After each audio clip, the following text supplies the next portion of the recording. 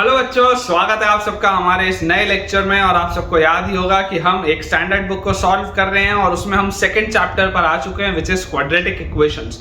आज बच्चों इसका सेकंड लेक्चर है जिसमें कि हम एक्सरसाइज 1 में क्वेश्चन नंबर 5, 6, 7 और 8 सॉल्व करने वाले हैं। बहुत ही जबरदस्त बुक है, बहुत अच्छे इसमें क्वेश्चन है और इस तरीके के बच्चों जब आप सवालों की प्रैक्टिस करते हैं तभी आपका कॉन्फिडेंस इंक्रीज होता है, तभी आपकी पूरी थ्योरी रिवाइज होती है।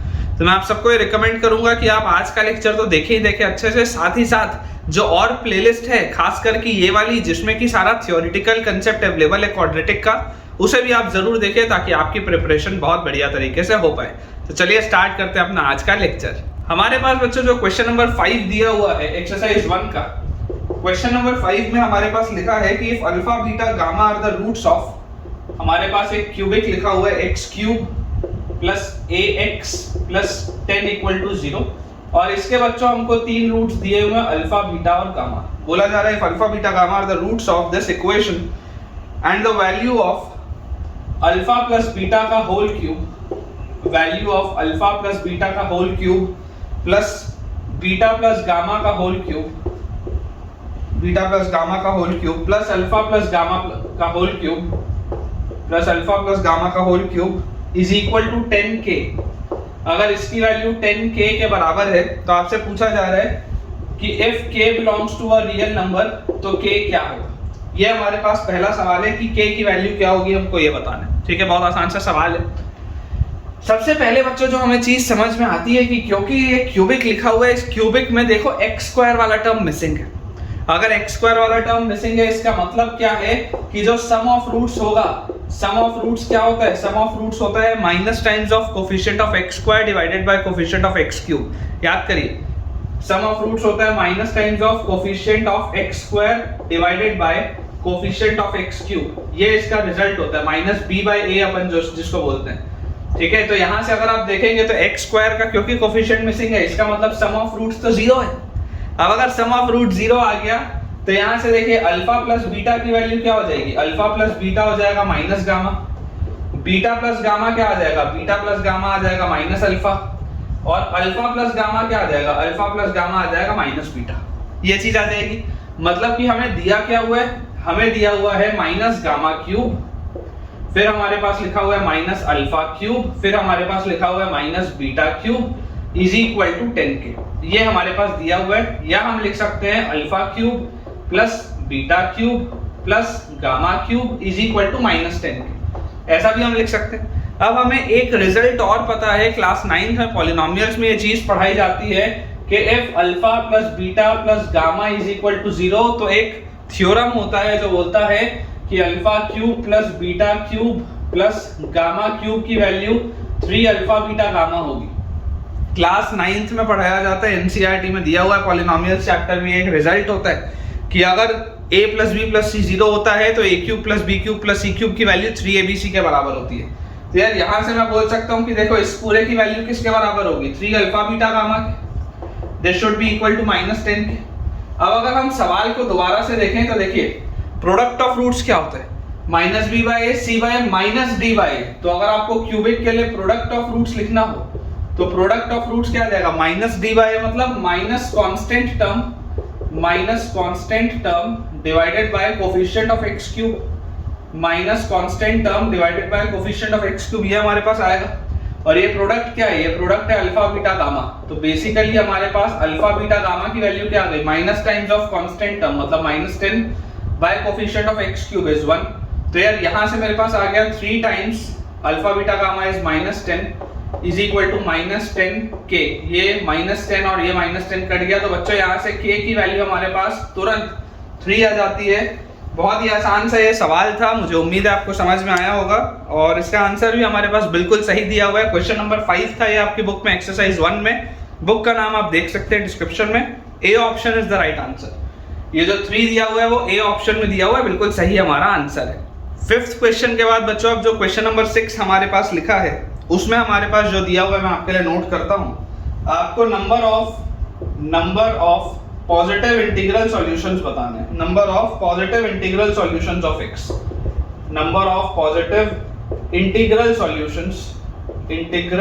सॉल्यूशंस ऑफ एक्स, हमको ये चीज बतानी है, number of positive integral solution of x. और हमारे पास एक इनइक्वालिटी लिखी हुई है 1 minus sine x multiplied by x minus 2√2 multiplied by x minus 3 divided by, हमारे पास दिया हुआ है √3 माइनस एक्स, फिर हमारे पास लिखा हुआ है x माइनस 5 और लास्ट में हमारे पास लिखा हुआ है 2 raise to the power x और plus 2 raise to the power minus x। ठीक है, ये हमारे पास एक चीज लिखी है, दिस इज ग्रेटर देन 0। इसके कितने सॉल्यूशंस होंगे आपसे ये पूछा जा रहा है, number of positive integral solutions, x की कितनी ऐसी वैल्यूज आएंगी। अब ऐसे सवाल में बच्चों सबसे पहले जो ऑब्जर्व करने की बात होती है, आप ध्यान से देखिए, ये वाला जो फैक्टर लिखा है आपके पास, ये वाला जो फैक्टर लिखा है, इस फैक्टर को अगर मैं यहाँ साइड में थोड़ा सा डिकोड आपके लिए करूं तो ये बेसिकली लिखा हुआ है 2 raise to the power x plus 1/2 raise to the power x, 2 की पावर माइनस x मतलब ये होता है।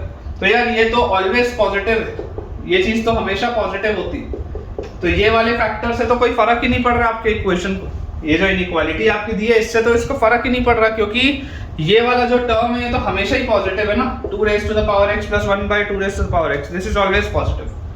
सिमिलरली अगर मैं 1 माइनस साइन x की बात करूं तो आप जरा सोच के देखिए, साइन x की जो वैल्यू होती है, ट्रिग्नोमेट्री में आपने ऑलरेडी ये चीज पढ़ी हुई है, क्लास 10th में भी कई बार पढ़ाया जाता है कि साइन x हमेशा 1 या उससे छोटा होता है। इसका मतलब आप समझिए कि ये जो 1 माइनस साइन x होगा ये हमेशा ही 0 या उससे बड़ा होगा। 1 माइनस साइन x हमेशा ही 0 या उससे बड़ा होगा। क्यों ये होगा? क्योंकि बच्चों साइन x जो होता है, साइन x हमेशा 1 या उससे छोटा होता है और -1 या उससे बड़ा होता है। अगर आपको नहीं पता है तो इसको आप नोट करके लिख लीजिए, जब ट्रिग्नोमेट्री में आपको दोबारा रिवाइज करवाऊंगा उसमें ये चीज आएगी।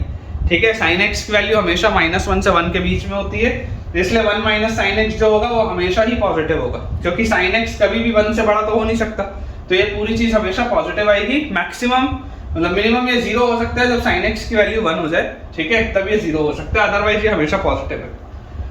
तो यार ये वाले दोनों फैक्टर से तो कोई फर्क नहीं पड़ रहा है, मतलब आप इन फैक्टर्स को सेफली यहाँ से रिमूव कर सकते हैं। इस सवाल में इन फैक्टर्स को आप सेफली यहाँ से रिमूव कर सकते हैं, क्योंकि इसका फाइनल आउटकम से कोई लेना देना नहीं। अब अगर मैं इसको थोड़ा सा रीस्ट्रक्चर करके लिखूं तो रीस्ट्रक्चर करके मेरे पास आ जाएगा x माइनस 2√2, ये बिल्कुल सही है, फिर x माइनस 3, ये भी सही है, नीचे देखो √3 माइनस x लिखा है। मैंने आपको मेथड ऑफ इंटरवल्स में लॉगरिथम में ये चीज पढ़ाई है कि हमेशा x वाले टर्म को आगे लिखा जाता है, तो आप इसको लिख लीजिए x माइनस √3, इसको आप लिख लीजिए x माइनस 5, और क्योंकि यहाँ से आपने एक माइनस साइन कॉमन निकाला ये लिखने के लिए, तो जो अभी तक ग्रेटर देन 0 था अब वो लेस देन 0 हो जाएगा। बहुत आसान सा ये बात है।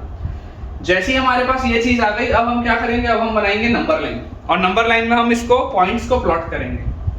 तो देखिए जो सबसे छोटी चीज है, सबसे छोटी चीज क्या है, सबसे छोटी चीज है √3। √3 की अप्रोक्सीमेट वैल्यू क्या होती है, इसकी अप्रोक्सीमेट वैल्यू होती है 1.73 अप्रोक्सीमेट वैल्यू। उसके बाद ये लिखा हुआ है 2√2, तो √2 होता है 1.414, तो 2√2 क्या होगा 2.8 के आसपास। ठीक है, 2√2 इसके बाद आएगा, 2√2 विल बी 2.8 के आसपास, ठीक है ना, 1.414 होता है तो ये 2.82 कर लो, कोई दिक्कत नहीं। उसके बाद आएगा 3 और उसके बाद आएगा 5, और हमें पता है ये ऑल्टरनेट पॉजिटिव नेगेटिव चलता है, तो यहाँ प्लस, ये माइनस, ये प्लस, ये माइनस, ये प्लस। हमें क्योंकि लेस देन 0 का आंसर निकालना है, तो हमारे पास ऐसे x की वैल्यूज क्या आ रही है, ऐसे हमारे पास x की वैल्यू आ जा रही है √3 से 2√2 यूनियन 3 से 5, √3 से 2√2 यूनियन 3 से 5, ऐसे हमारे पास ये आंसर आ रहा है। लेकिन मुझे ये आंसर नहीं देना है। देखिए सिंगल करेक्ट में अगर आपके पास पूरा x का वैल्यू सेट पूछता तो ये आपका आंसर होता, लेकिन आपको बताना है पॉजिटिव इंटीग्रल सॉल्यूशंस कितने, इंटीग्रल सॉल्यूशंस। ठीक है, तो अगर बच्चों हमको इंटीग्रल सॉल्यूशंस लिखने हैं, स्पेलिंग मैंने गलत लिख दी है यहाँ पे, अगर हमको ये इंटीग्रल सॉल्यूशंस लिखने हैं तो इंटीग्रल सॉल्यूशंस के लिए तरीका क्या होता है, यहाँ पर आप देखिए √3 क्या था, √3 था 1.73 के आसपास, 2√2 क्या था 2.82 के आसपास, तो आपको क्लियरली दिख रहा है 1.73 और 2.82 तक ये चलेगा, तो यहाँ से आपको एक आंसर मिलेगा 2, और 3 और 5 के बीच में आपको एक आंसर मिलेगा 4। और अगर मैं यहाँ पर एक कर्ली ब्रैकेट बनाता हूँ, तो कर्ली ब्रैकेट मतलब होता है सिंगल सेट, कर्ली ब्रैकेट मतलब होता है सिंगल सेट। ये सारी चीजें आपको मैंने पढ़ाई हुई हैं। स्टिल अगर आपको इसमें कुछ भी प्रॉब्लम आ रहा है तो आप मुझे कमेंट्स में पूछ सकते हैं। तो आपके पास number of positive integral solutions आएंगे, तो इसका आंसर क्या हो जाएगा, इसका आंसर आ जाएगा 2। देयर आर 2 इंटीग्रल सॉल्यूशंस, इसके केवल 2 इंटीग्रल सॉल्यूशंस हैं। पहला इंटीग्रल सॉल्यूशन 2 है और दूसरा इंटीग्रल सॉल्यूशन 4 है। तो total number of integral solutions is 2। ठीक है, आई होप आपको ये चीज समझ में आई होगी। एक बार अपन क्विकली बच्चों इसका आंसर चेक कर लेते हैं। ए ऑप्शन हमारे पास दिया आंसर विच इज 2, बिल्कुल सही। ठीक है, ए ऑप्शन में आंसर दिया हुआ है। अब बच्चों क्वेश्चन नंबर 7 में हमारे पास लिखा हुआ है फॉर द क्वाड्रेटिक इक्वेशन के square minus 3k plus 2 multiplied with x square और प्लस 4x प्लस के स्क्वायर माइनस के। ठीक है, ये हमारे पास लिखा हुआ है एंड दिस इक्वल टू 0, ये पूरी चीज equal to 0 sum of all the values of k for which the given equation has one root infinity। आपको बताना है बेटा sum of values of k, sum of values of k जिसके लिए x की वैल्यू एक रूट इंफिनिटी हो। आपको बच्चों सम बताना है सच दैट एक रूट इसका इंफिनिटी पे हो। तो आपको ये वाली भी चीज इस प्लेलिस्ट में बच्चों दिखाई दे देगी कि जब भी आपका एक रूट इनफाइनाइट होता है, इसका सॉल्व करने का तरीका क्या होता है, अप्रोच मैं आपको बता देता हूं, है ना। यहाँ पे मैं लिख देता हूं one root lies at infinity. इसका मतलब ये, मैं चाहूं तो इसको डायरेक्टली भी सॉल्व कर सकता हूं, मुझे इसका आंसर भी दिख रहा है, लेकिन मैं आपको समझाता हूं। देखिए अप्रोच क्या है। अप्रोच बहुत सिंपल सा है बच्चों। अप्रोच हमें सिंपली ये एक बात कहता है कि अगर आप x को रिप्लेस कर दें 1/t से, अगर आप x को रिप्लेस कर दें 1/t से, तो अभी तक जो एक रूट इनफाइनाइट में लाई कर रहा था, अब एक रूट 0 हो जाएगा, क्योंकि आपने जैसे उसके रेसिप्रोकल से उसको रिप्लेस किया, तो जो अभी तक x इंफिनिटी की तरफ जा रहा था, जैसे आप x को 1/t करेंगे तो 1/इंफिनिटी क्या होता है, 1/इंफिनिटी तो 0 की तरफ जाता है। इसका मतलब देखिए, जैसे ही हम यहाँ पर बोलेंगे, इसको आप लिखिए k square minus 3k plus 2 और x की जगह हम लिख देते हैं 1/t स्क्वायर, x स्क्वायर की जगह, प्लस यहाँ पर हमारे पास है 4/t और plus k square minus k is equal to 0। ये हमारे पास है। अगर मैं पूरे को t स्क्वायर से मल्टीप्लाई करूं तो मेरे पास आ जाएगा k स्क्वायर, t स्क्वायर से मल्टीप्लाई करते ही k square minus 3k plus 2 plus 4 into t और plus k square minus k into T square is equal to 0। ये हमारे पास चीज आ जाती है।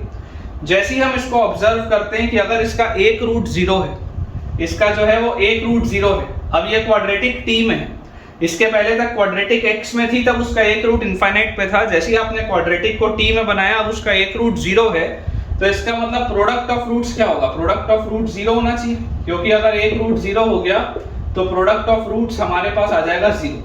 अब बच्चों अगर प्रोडक्ट ऑफ रूट्स हमारे पास 0 आ रहा है, तो आप जरा सोच के देखिए प्रोडक्ट ऑफ रूट्स होता क्या है, माइनस b बाय फिर c बाय। तो प्रोडक्ट ऑफ रूट्स होता है constant term divided by coefficient of x square, constant term divided by coefficient of x square. इसकी वैल्यू 0 होनी चाहिए क्वाड्रेटिक के लिए। तो कांस्टेंट टर्म क्या है, यहाँ पर कांस्टेंट टर्म है k square minus 3k plus 2 और डिवाइडेड बाय कोफिशिएंट ऑफ, यहाँ पर x स्क्वायर लिखा हूं, यहाँ t स्क्वायर लिख देता हूं। कोफिशिएंट ऑफ t स्क्वायर क्या है, k स्क्वायर माइनस k। इसकी वैल्यू 0 के बराबर होनी चाहिए। देखिए अगर आप बच्चों बोलेंगे इसकी वैल्यू 0 के बराबर होनी चाहिए, मतलब ये वाली चीज 0 होनी चाहिए, k square minus 3k plus 2, इसकी वैल्यू 0 होनी चाहिए, तभी तो ये पूरा 0 आएगा।